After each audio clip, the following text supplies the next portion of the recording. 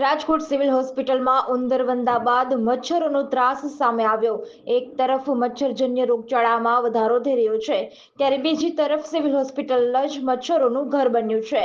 સૌરાષ્ટ્રની સૌથી મોટી હોસ્પિટલમાં લોકો સાજા થવા જાય છે કે માંદા પડવા ખબર જ નથી પડતી। જાગૃત નાગરિકે વિડીયો જાહેર કરી સિવિલની વધુ એક પોલ ખોલી છે।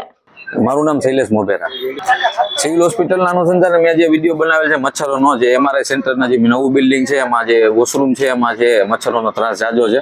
અને મચ્છરોનો ત્રાસ ત્યાં તો ખરી, પણ બહાર જે સિવિલ હોસ્પિટલમાં જે સગાવાલા દર્દીઓ હોય માટે અહીંયા બેઠક વ્યવસ્થા, ત્યાં પણ મચ્છરોનો જાજો ત્રાસ। મચ્છરને લીધે સામાન્ય છે ને સાહેબ, આપણને જ મચ્છરને લીધે જો હાલાકી પડતી હોય સાહેબ, તમે જોવા બેસો તો મચ્છરને લીધે ડેન્ગ્યુ, મલેરિયા એવા કેસીસ થવાના રહે જ। આપણે સરકાર, આપણી નગરપાલિકા એમ કે બહાર આટલા કેસ છે, સરકારી સિવિલ તંત્ર આટલા ચોપડે ચડેલા કેસ છે કે ડેન્ગ્યુના આટલા કેસ છે, મચ્છરના આટલા કેસ છે, તો ખરેખર તો અહીંયા સિવિલ હોસ્પિટલમાં જોવાની જરૂર છે કે અહીંયા મચ્છરોનો કેટલો ત્રાસ છે।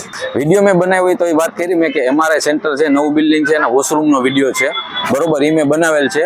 એટલે એ સરકારને, આપણે સરકારી તંત્રને દેખાડવા માટે કે તમે આ ધ્યાન રાખો। જો સિવિલ હોસ્પિટલમાં જ આવી બેદરકારી હોય તો તમે બીજે શું ધ્યાન દેવાના છે? હવે તમારી શું માંગ? મારી માંગ એટલી જ છે કે સાહેબ, જો હમણાં તેમાં પહેલા જોવો કે ઉંદરનો વિડીયો આવ્યો છે, પછી વંદાનો વિડીયો આવ્યો છે, પછી હકાબા વિડીયો જાહેર કર્યો કે સારવારમાં હરકી રીતે જવાબ કોઈ નથી દીધું, બરોબર, પછી જે મેં આ વિડીયો બનાવ્યો મચ્છરનો વિડીયો છે, તો ખરેખર સિવિલ હોસ્પિટલમાં એટલી બેદરકારી ચાલી રહી છે ને, તમે તંત્રને આપણે એવું કહી શકીએ કે તમે આ વસ્તુ જોવો તમે અને આ વસ્તુ સરખી કરાવો એમ।